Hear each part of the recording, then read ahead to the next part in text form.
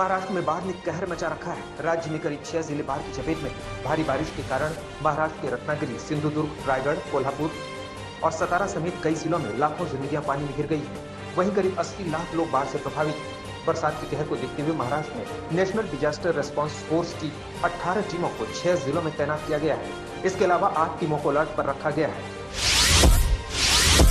मुंबई से सटे रायगढ़ जिले के महाड में कुल 3 जगहों पर भूस्खलन हुआ है। 3 जगहों पर भूस्खलन होने से कई घर दब गए हैं, जिसमें 35 से ज्यादा लोगों की मौत हुई है। वहीं रेस्क्यू के जरिए कई लोगों की जान बचाई गई है, जबकि अभी भी कुछ लोग दबे हुए हैं, जिन्हें लेकर बचाव कार्य जारी है। महाड के सावित्री नदी खतरे के निशान से ऊपर बहकर सब कुछ डूबा रही है। महाड और खेड़ में एनडीआरएफ और कोस्ट गार्ड की मदद ली जा रही थी। अब बचाव के लिए नौसेना की टीम भी मदद कर रही है। प्रधानमंत्री नरेंद्र मोदी ने घटना पर दुख जताया है। मौसम विभाग ने अगले 3 दिन के लिए कोंकण, मुंबई और उसके आसपास के जिलों के लिए रेड अलर्ट जारी किया है।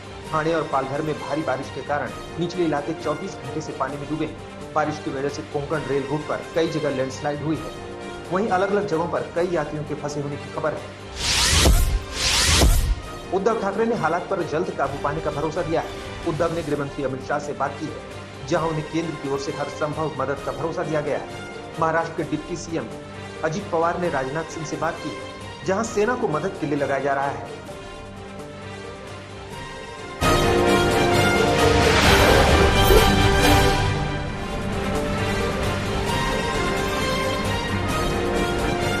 दक्षिण भारत के कई राज्यों में इन दिनों जबरदस्त बारिश हो रही है, जिससे यहाँ बाढ़ जैसे हालात हो गए हैं। तस्वीरें कर्नाटक के बेलगावी की है, जहाँ भारी बारिश के चलते हुए लैंडस्लाइड में एक ट्रेन फंस गई। इसके बाद ट्रैक के पास भरा पानी ट्रेन की बोगियों में भरने लगा।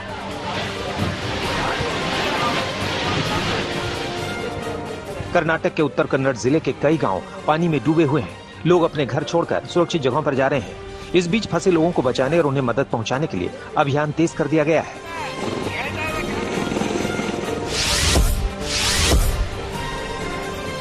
मध्य प्रदेश के कई जिलों में भारी बारिश के चलते नदी नाले उफान पर हैं। छतरपुर के राजनगर इलाके में मछली पकड़ने गए 2 लोग नदी के बीच में फंस गए। पुलिस वालों ने जान जोखिम में डालकर फंसे लोगों को रेस्क्यू किया। सरकार की ओर से रेस्क्यू ऑपरेशन करने वाले पुलिस वालों को इनाम देने का ऐलान किया गया है। उधर मौसम विभाग की माने तो एमपी के मालवा क्षेत्र में 5 अगस्त तक बारिश का अनुमान है, जिससे लोगों की मुसीबत और ज्यादा बढ़ सकती है।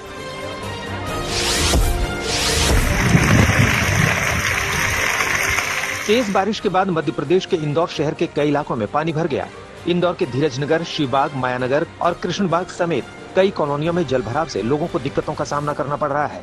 आने वाले दिनों में भी इंदौर में तेज बारिश का अनुमान है, जिसमें इन इलाकों में रहने वाले लोगों की परेशानी बढ़ सकती है।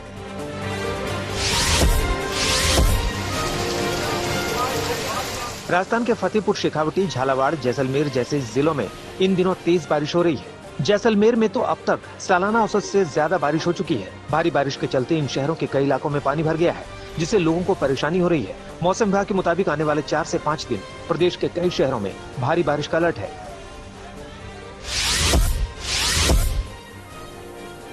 बिहार में बागमती नदी में आई बाढ़ से दरभंगा जिले में तबाही का दौर जारी है। दरभंगा के सैकड़ों गांवों में पानी भर गया है, जिससे हजारों लोग प्रभावित हुए हैं। पुल पुलिया टूटने से कई गांवों से संपर्क टूट गया है। लोगों को जरूरत का सामान लाने के लिए बाढ़ के बीच कई किलोमीटर की दूरी तय करनी पड़ रही है।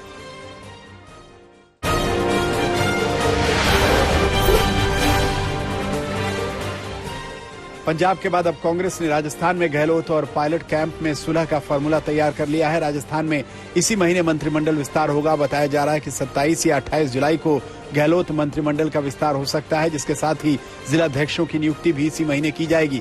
माना जा रहा है कि 1-2 दिन में अशोक गहलोत दिल्ली जा सकते हैं। इस बात की भी संभावना है कि आलाकमान का संदेश अजय माकन लेकर जयपुर जाएं।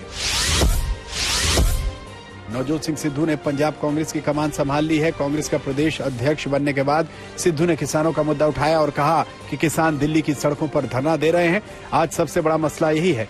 कैप्टन अमरिंदर सिंह भी सिद्धू के साथ दिखे और दोनों ने कार्यकर्ताओं के बीच मंच साझा किया। अमरिंदर सिंह ने सिद्धू के साथ मिलकर काम करने का भरोसा दिलाया।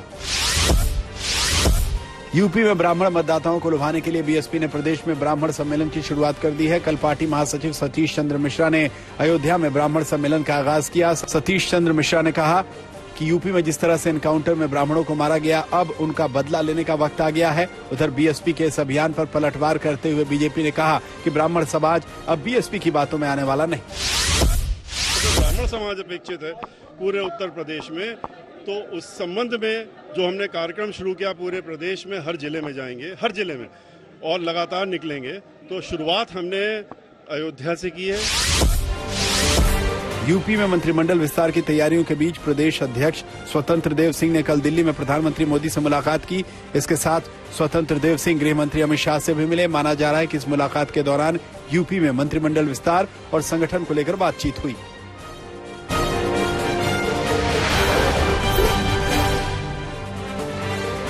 पोर्नोग्राफी मामले की जांच अब राज कुंद्रा की पत्नी और बॉलीवुड एक्ट्रेस शिल्पा शेट्टी तक पहुंच गई है। कल क्राइम ब्रांच की टीम राज कुंद्रा को लेकर शिल्पा शेट्टी के घर पहुंची, जहां उनसे घंटों पूछताछ की गई। सूत्रों की माने तो शिल्पा शेट्टी से पूरे मामले को लेकर सवाल जवाब किए गए। उनसे पूछा गया कि क्या उन्हें इस मामले में कोई जानकारी थी। इसके अलावा पैसे के ट्रांसफर और इनकम को लेकर भी कई सवाल किए गए। क्राइम ब्रांच की टीम ने मामले में शिल्पा शेट्टी का बयान दर्ज किया है। शिल्पा कुंद्रा की कई कंपनियों में पार्टनर है।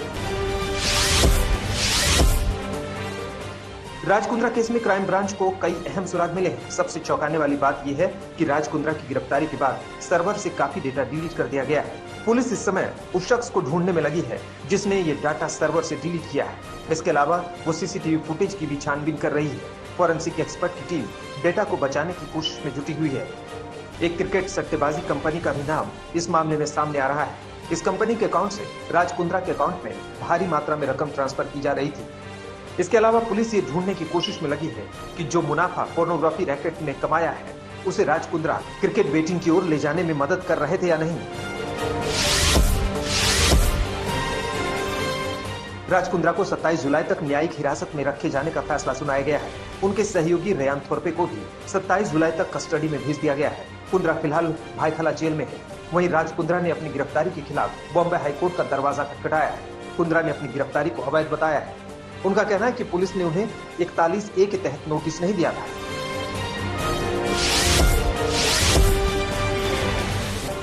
ट्विटर इंडिया के मैनेजिंग डायरेक्टर मनीष माहेश्वरी को कर्नाटक हाईकोर्ट से बड़ी राहत मिली है। कोर्ट ने गाजियाबाद पुलिस के उस नोटिस को खारिज कर दिया है जिसमें ट्विटर के एमडी को बयान के लिए हाजिर होने के लिए कहा गया था।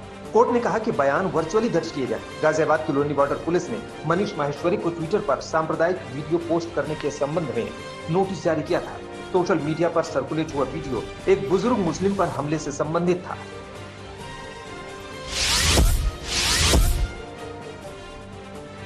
राष्ट्रपति भवन और राष्ट्रपति भवन म्यूजियम कॉम्प्लेक्स को 1 अगस्त से आम लोगों के लिए खोल दिया जाएगा। कोरोना महामारी के हालात को देखते हुए इसे 14 अप्रैल 2021 से आम लोगों के लिए बंद कर दिया गया था। शनिवार और रविवार को भी राष्ट्रपति भवन की यात्रा की जा सकेगी। हालांकि गस्टिन हॉलीडे वाले दिन ये बंद रहेगा। खास बात यह है कि राष्ट्रपति भवन और राष्ट्रपति भवन म्यूजियम कॉम्प्लेक्स के अंदर एक बार में अधिकतम 25 लोग ही जा सकते हैं।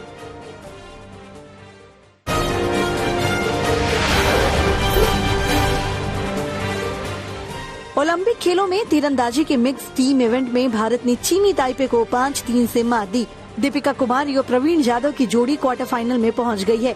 वहीं महिला वर्ग के 10 मीटर एयर राइफल इवेंट में भारतीय शूटर्स का प्रदर्शन खराब रहा। एलेवनिल और अपूर्वी फाइनल में जगह बनाने में नाकाम रहे। टोक्यो में ओलंपिक खेलों का दूसरा दिन भारत के लिए बेहद अहम है। आज भारतीय खिलाड़ियों के सामने पदकों का खाता खोलने का मौका है। युवा निशानेबाज सौरभ चौधरी और महिला वेटलिफ्टर मीराबाई चानू दूसरे दिन पदक की रेस में है। जापान में खेलों का महाकुंभ कोरोना के साए में शुरू हुआ। खिलाड़ियों ने खाली स्टेडियम में ही मार्च पास्ट किया, लेकिन पाकिस्तान की टीम इस दौरान विवादों में आ गई।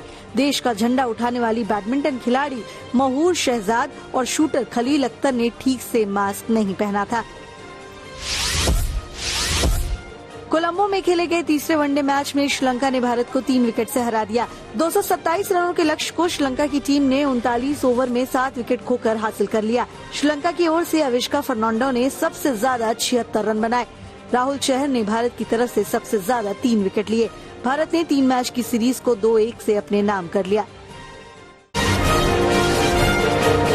टोक्यो ओलंपिक के पहले दिन हुआ आयोजन के खिलाफ प्रदर्शन। टोक्यो की एक सरकारी बिल्डिंग के बाहर कोरोना काल में ओलंपिक किए जाने के खिलाफ लोग हुए इकट्ठा।